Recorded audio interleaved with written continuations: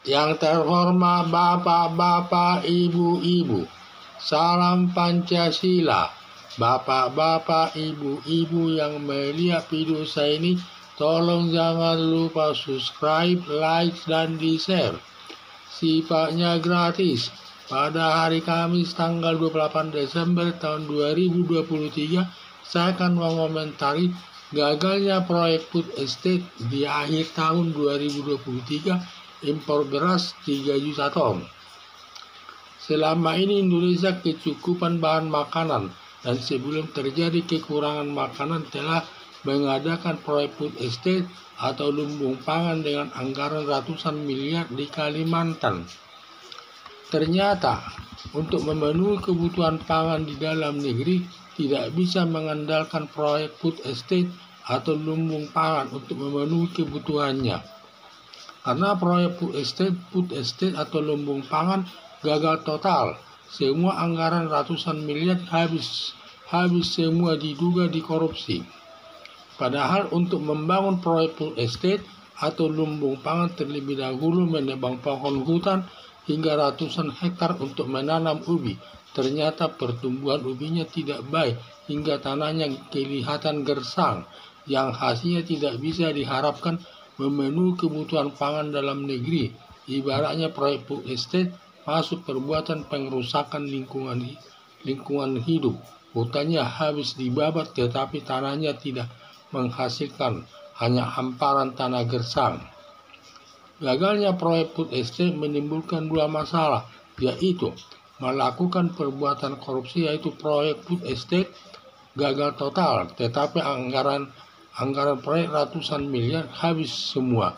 Diduga uangnya dikorupsi melanggar pasal 2 Undang-Undang Nomor 19 Tahun 2019 tentang pemberantasan tindak pidana korupsi yang hukumannya di 3 tingkat, yaitu tingkat pertama hukuman mati, tingkat kedua hukuman seumur hidup, tingkat ketiga hukuman badan maksimal 20 tahun.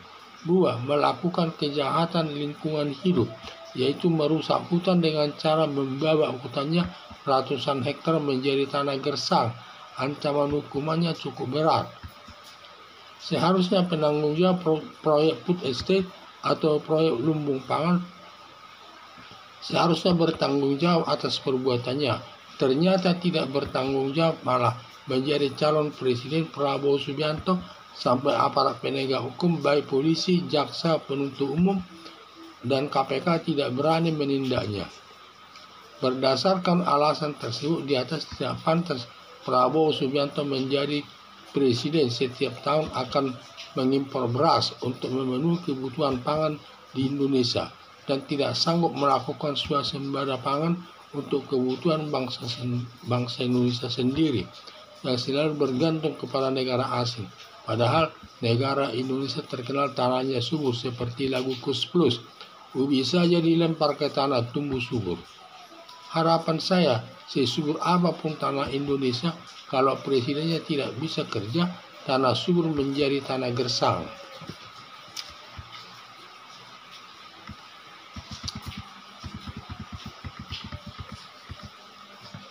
Selama ini Indonesia kecukupan bahan makanan, dan sebelum terjadi kekurangan makanan telah mengadakan proyek food estate atau lumbung pangan dengan anggaran ratusan miliar di Kalimantan. Dengan sebenarnya negara ini selama ini dia kecukupan pangan, tetapi Presiden Joko Widodo selalu membuat proyek-proyek untuk sebagai nanti kalau terjadi masalah kesulitan pangan dapat diatasi dengan baik dengan membangun proyek food estate atau lumbung pangan di daerah Kalimantan. Di daerah Kalimantan itu tugasnya untuk menjaga-jaga kalau ada nanti krisis pangan. Ternyata untuk memenuhi kebutuhan pangan di dalam negeri tidak bisa mengandalkan proyek food estate atau lumbung pangan untuk memenuhi kebutuhannya. Ternyata setelah terjadi sesuatu tidak bisa mengharapkan proyek food estate ini untuk memenuhi kebutuhan pangan di negara Indonesia ini.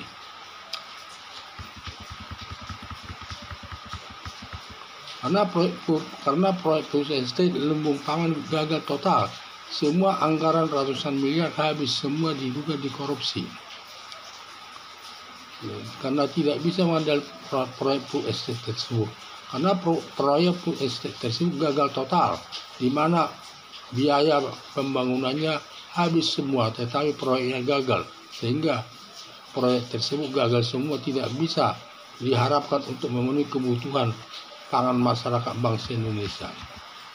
Padahal untuk membangun proyek food estate atau lumbung pangan terlebih dahulu menebang pohon hutan hingga ratusan hektar untuk menanam ubi.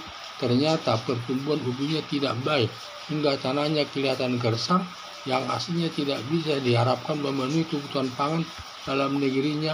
Dalam negeri ibaratnya proyek food estate masuk perbuatan pengerusakan lingkungan hidup, hutannya habis dibabat, tetapi tanahnya tidak menghasilkan, hanya hamparan tanah kosong.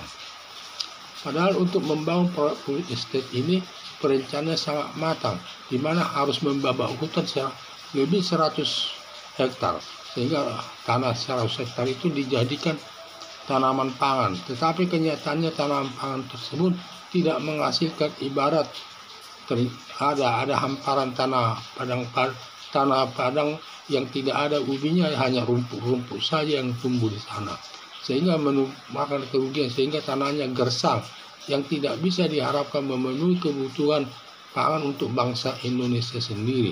Padahal proyek itu merupakan perbuatan pengrusakan lingkungan hidup. Hutannya habis dibabat, tetapi tanahnya tidak menghasilkan, hanya hamparan tanah gersang.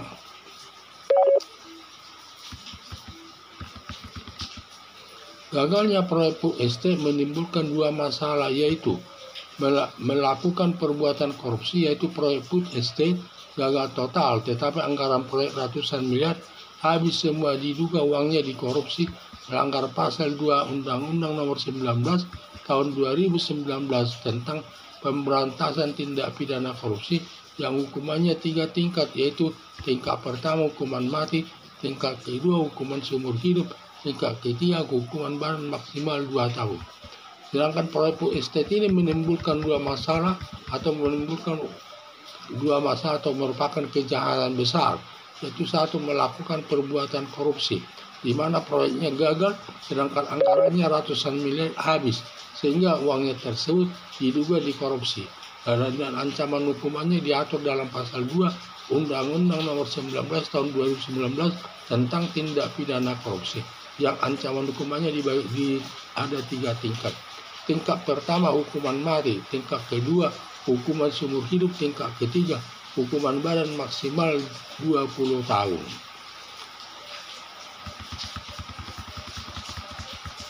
Kedua, melakukan kejahatan lingkungan hidup, yaitu merusak lingkungan hidup, yaitu merusak hutan dengan cara membabat hutannya ratusan hektar menjadi tanah gersang.